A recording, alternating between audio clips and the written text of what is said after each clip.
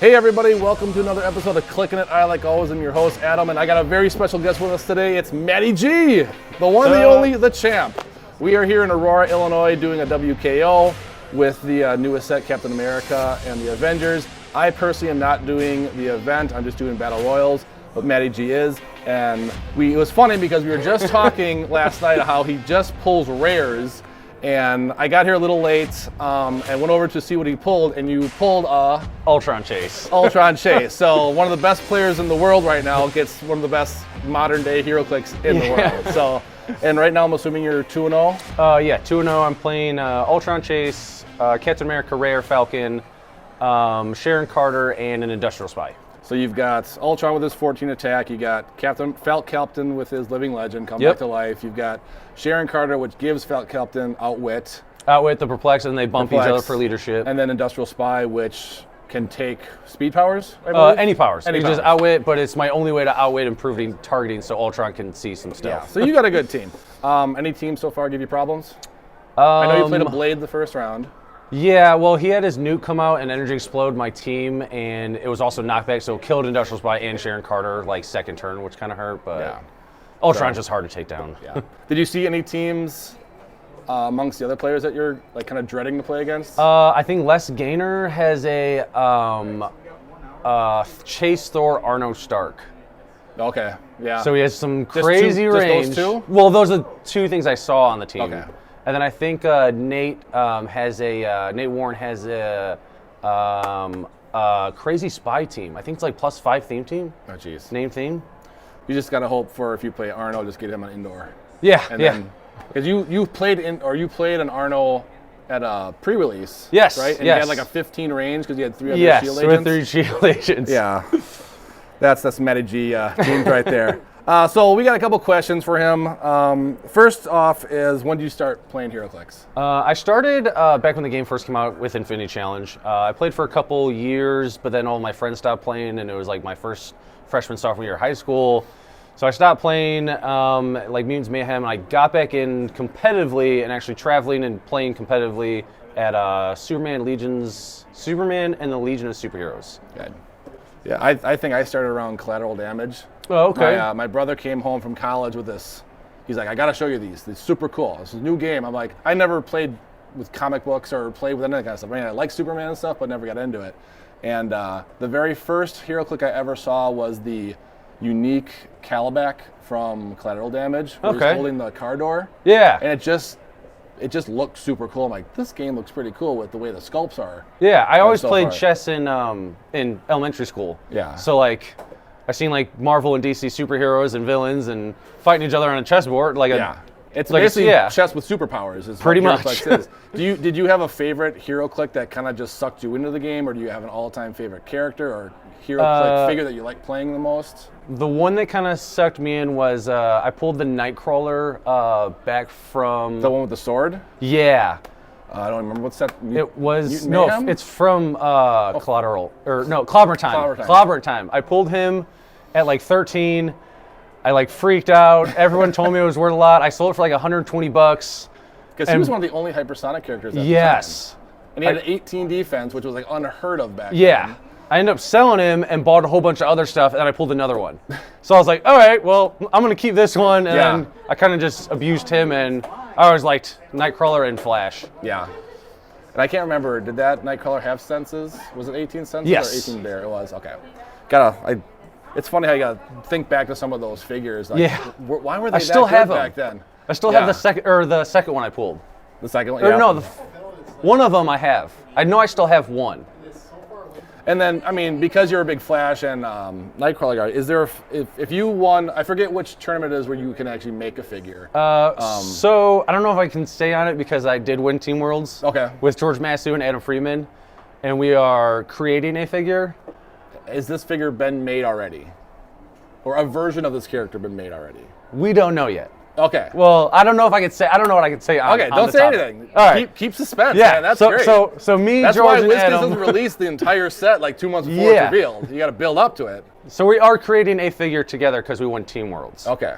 But if I got to create a figure, I mean, like, to bring back the Web of Spider-Man, that one was like one of my favorites, just as phase ignore everybody, attack, carry, bring someone back, shape change super senses, 19 defense, and then if he rolls the senses, you get to poof him half his movement. Like something like that would be really cool. Yeah, I always said I'll never, because I'm not a competitive player, but I would always make a duo Superman Crypto figure. Okay.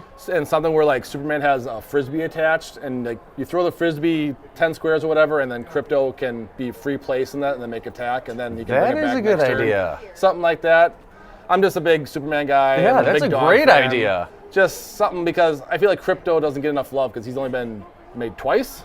I only know of the one. Because Collateral Damage was one, and then Superman Wonder Woman, I think, was it? Yeah. Because they made Streaky, they haven't made Super Cow yet, or Super Monkey, or Super Horse, or all those guys. But that's one I always thought I'd like. What else we got here? So one question that some of the Clixin It Clue guys want to know is, how often do you play test some of your teams? Because it seems like when I watch you on the internet, it's muscle memory. You know, boom, boom, there's not much time thinking. You know where to go and when to go. And who do you play test, or is it just kind of there's by no yourself? play test. You just do it by yourself? No, I decide what I'm going to play before an event, something that's proven or that gives me a chance to win. Gives me a chance to win, or it's fun. I pretty much decide on the car ride. So no play testing? No.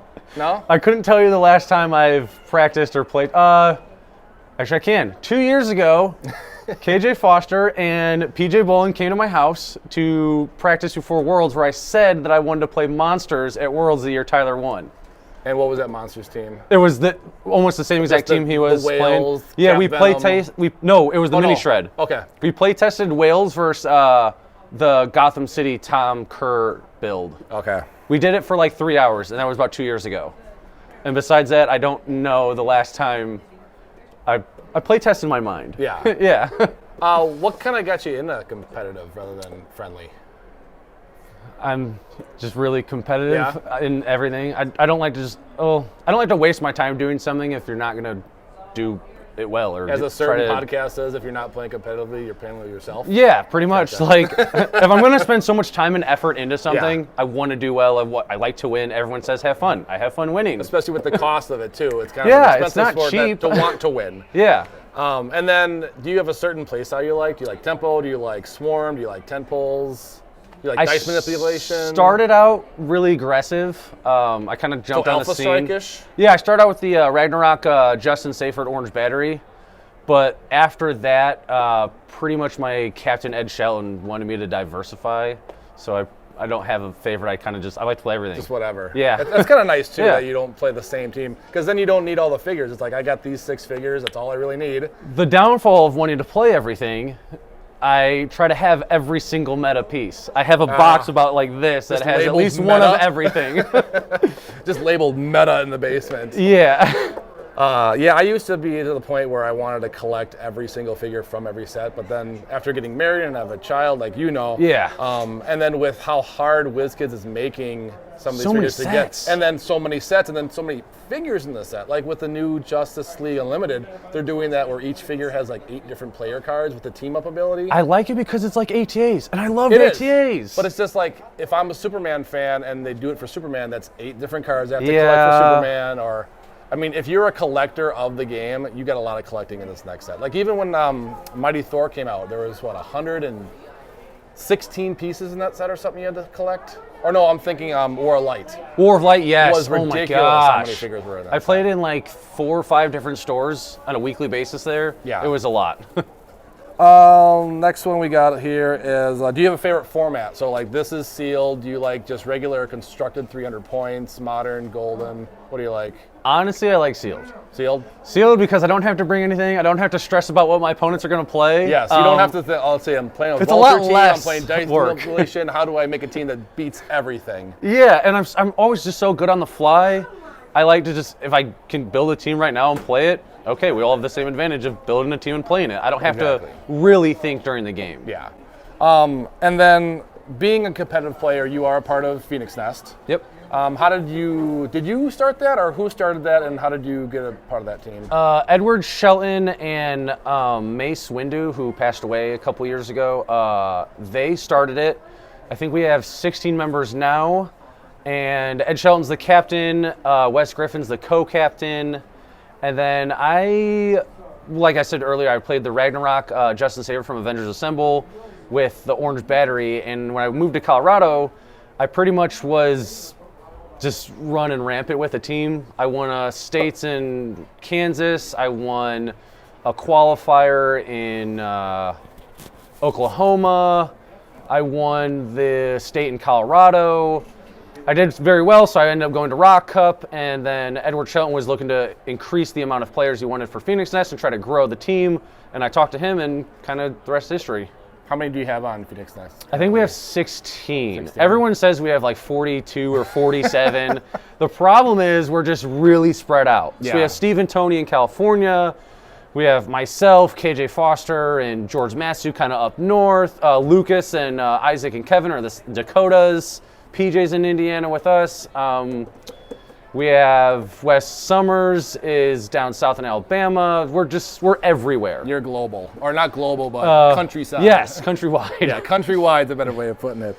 Now, being also a competitive Heroclix player, do you have a favorite accomplishment that you've ever had, either with like worlds, national teams, or maybe just as a Phoenix Nest, biggest accomplishment you guys ever did? We just won Team Worlds. We had Adam Freeman with me and George. That was cool. It's gonna be cool to create a piece, but I'd like to do it myself, just to win something by my own, like a huge major. Because we won the Phoenix Nest, we just won with me, Lucas, Tom Von Holland, and Isaac Denke. We just won the Rock Team National Championship. But I think my favorite one is the regional win in Chicago, where I have the championship belt. Oh, that's right. You brought that today. Yeah. So surprised you don't have it draped. I know. Over your I should shoulder have while it right you're now. playing. I don't know why not. No, I saw that. That was pretty cool. And then besides accomplishments, do you have a favorite moment? Like maybe you crit hit to win the match, or I do have last a favorite action, moment. Something like that.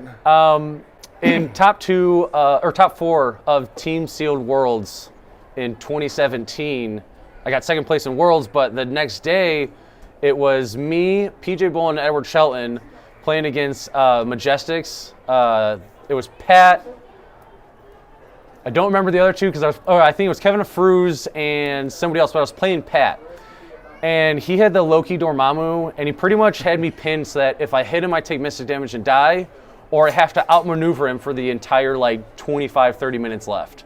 He tries baiting me, I outmaneuver him just from placement, and it ends up going to time, and we have to roll. I think PJ won, Ed lost, so it was dependent on our roll-off. He rolled a crit miss, I rolled a crit hit. I was ecstatic. We go to top two. I stand up and I run. Me, Edward, and PJ just start jumping, shouting second place, because PJ 2 days before got second place in Nats, and the day before I got second place in Singles Worlds. So it was kind of like second place. We know it's gonna happen. Yeah, exactly. One of mine that I like to watch, and it wasn't really you won on the moment, but you were playing Easton Brock in 2017 for the semifinals to get into. And you were playing Faust, you were playing Green Lantern Super Rare from Joker's Wild, Hakeem Thunder in the tank, and then he was playing Goblin King, Fast Force's Gene that did the double TK, Adam and somebody else. And he positioned Goblin King to call out Spider-Man to take out your tank. And then he took out your tank. The tank only has like 17 tiny, something 18 like that. toughness, 18, and he got it. But then after he ended his turn, it was your turn, the judge came and said, he did an illegal action because that Spider-Man couldn't hit through characters. But it was one of those unique situations because you were up on elevation. And the ruling was he couldn't see through characters, but then I think you said it was something like, and I don't want to take it against Easton Brock. There's so many rules to this set. It's a lot to follow. I mean, it's ridiculous. And that's why we have 8 judges for final tables and stuff like that. But I think it was ruled later that you can technically shoot through a character if they're on elevation because you're shooting under them through elevation or something like that. Do you think the judge got the call right or wrong that day? Because he basically made Easton Brock go back to where Goblin King called it out. Yeah. Because even though Easton said, well, I could place him here instead and do the exact same thing, but like you said in the video, well, you didn't. You put him here. So Easton wanted to go all the way back to first action. I think that was my only. Like, this is my first time being at top 4. Yeah. This is my first time making a Worlds Young Matty G back qualifier. then. Yeah. I was only playing for a year at the time. Yeah. I think at that point I was just so worried of how much time are we wasting? How far can we go back? How far should we go back? Because your team was but built around the tank, because you wanted Faust to do that one. The tank drop, yeah. The tank drop. Yeah. And you still would have had a good chance of winning. Yeah, but the tank was a big part of your team. Yeah, and I was like, at the time, I was like, oh my gosh, he's going to kill my tank. What do I do from there? I don't know if the judge got it right or wrong. I'm not to say if he should have stepped in. If we missed it, that's our job as players. I can't tell you how many times I look back at the games that I have. I'm like, well, I cheated there. Like, it happens. I quaked sometimes 4 when I should have quaked 3 accidentally, yeah, or 2 accidentally. There's so much going on. It's really hard to keep track of every single thing that happens in the game. Yeah. Especially when at competitive, you got complex setups. I mean, you've got shields, you got perplexes, you got +1s, you got -1s, the defensive. I mean, and it's a lot to keep track of. I think we're 7 to 8 hours into the day. Yeah. So you're just you're on your 5th cup of coffee. Yeah. 3 Red Bulls. You're just eyes are bad, and it's a rough day. But the reason why I like that, because it's just me and my friends had a big debate about it. Like, did the judge do it right? Should he allow East and Brock to go all the way back? I'm like, it's a tough call. It really is. Yeah. I don't know the right answer for that. Especially since it's a semifinal. I mean, if it was like a first rounder, then there's some leeway. But I mean, you're playing to get into the final matchup. And then, did you end up winning that one, or no? I lost to Howard Brock in the final. I missed a 7 3 times. Yeah, with probs. Yes. And then back to the competitiveness. What's the farthest you've ever had to travel for a competitive tournament? You live in Indiana? Indiana right now. I'm about an hour from here, Northwest Indiana. When I lived in Colorado, I think like my second major tournament ever, I went to, I think, Space Cadets in Texas. Okay. Me and 2 other players, John Nazario, the other guy doesn't play, from Colorado. We drove 16 hours. 16 hours to play. And was that a convention or just a No, tournament? that was just a tournament. It was like a qualifier regional. Okay. And I remember waking up halfway and watching the other guy. We're pulled over on the side of the road, and he's doing circles to stay awake. Yeah, it was an adventure. Yeah. Yeah. 16-hour drive through how many boring states that have nothing but farm fields? Yeah, it was Colorado and Texas, and Texas is massive. Yeah, I've been there once, and it's massive. And then, because you do travel a lot for tournaments, you probably have a very understanding wife. Yes, she's very very supportive, beyond my belief. You're probably gone for weekends. Now at the point, my son's 19 months old. She kind of lives they're at the house. I try to only do day trips. Okay. Anything more than if I can't get back that night to go into sleep with them, I just try to see if she'll come with. So it's kind of your cheerleader on the side? No, she does. She finds it boring. Will we see her at Origins this year? Maybe. She's on the fence right now. Okay. She came to Worlds, which is in Memphis. She was bored, but Montgomery was a star there. And she's been to one other event in Chicago and hated it after about an hour of just sitting there. So it's safe to say that she doesn't help you at all with any team building or purchasing of Heroclix or any aspect of the game whatsoever. I don't think she maybe gives you a budget, and that's about it. No, my Heroclix, my winnings fund my own budget. Gotcha. She's never bought me anything Heroclix related. Really? No Christmas presents? No Valentine's present? Oh, she bought me a computer so I can use Roll20. And I've never been on. That's twice. Being one of my questions if you did the online clicks yet. I've played 2 games. I think one against George for it was a chase swap. And then honestly, I don't know. I like the personal interaction. Yeah. No, I do. And too. I like the whole point of the figure, to move it around. Clicking a mouse is too. It's too electronic. I don't like it as much. I tried that Heroclix Online. I don't know if you remember that way back, where you got the coupons and some of the boosters where you could type it in and then the figures would be on that. And again, it was too slow. There's something about not shaking your own dice, just having the computer just randomly give you your results and stuff like that. I think there are dice that now you can roll them and they're synced up. Thing? Yeah. I should get on Roll20 more just because I want to play more win maps. Yeah. And it'll give me more chance to play, and I get to play at home. Yeah. So that's a huge plus. My wife would love it. and I used to do the Skype games that they used to play. Okay. And I won, I think, 1 or 2 of those where you record your own games on a phone or like a Really? tablet. That's Yeah. how you do it? That's how I did it. That's hilarious. And then, are there any competitive players that are kind of like your nemesis that you can't beat, or like you always have a tough time? Like there's Calder Ness, there's PJ Boland, Scott Crampton, Simeon Bruce, I think it is. Isaac, the 13-year-old phenom. Isaac is amazing. He's beat me the last 2 times I've played him. Dice manipulation? No, he beat me at the US Nats this year. Or no, last year, I think. Last year. So when he was even younger. Yeah, even younger. And then Because he won his first when he was 11, I think, right? the Rock World Championship, yeah. I think Patrick Frazier is my rival. He Why? is my self-proclaimed rival. Because he beat me at US Nats last year with his Vulture Hawkeye build. He won map with +0 against my +4. And we did practice for like 3 hours running scenarios the night before. Oh, Matt's going to win map. He's going to do this. And I'm like, yeah, that all sounds good. But in the last 2 states, the last 2 regionals, and the last qualifier, I've beaten Pat. Okay. So I beat him in the last like 5 or 6 events in Swiss and in Cut, but he beat me at the Nationals for going into top 4. All right. And then quick call out to Calder Ness.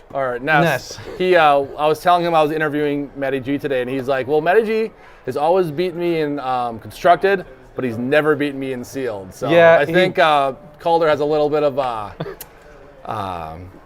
can't think of the right word right now, but a little bit of tension between us. Because he's like, I got to beat him in constructed one of these days. And with the current meta right now, is there a certain team out there that you think is just like the one to beat? There's Hellfire Club, there's Vulture, there's Kobik Trader, there's Monsters. Is there one that scares you, or does one you think is going to just take it mostly this year, or is it just kind of a free for all with everybody? For me, I think it's Unimine. I think it's all free. Yeah. Like anybody can win. Anybody can win anything, and everybody always says like, "Oh, it's the dice manipulation is huge right now." It's 1 click, a poison from a Phoenix or a Chamber, or it's a 1 pulse wave from a Storm. It's gone. Your whole scheme right there is gone. The eddies are good.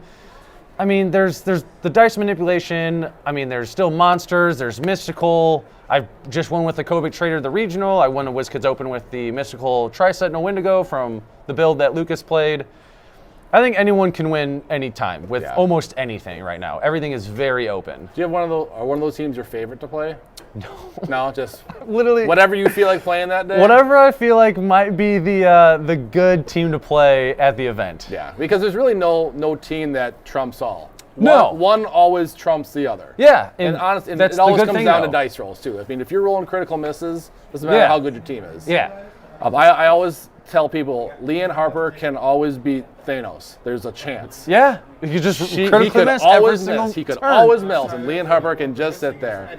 I think everyone should be prepared for things. Yep. Have a plan, or if you do practice against Vulture, practice against Monsters, Mystical, Uni, Dice Manipulation, Hellfire Club, Ruler.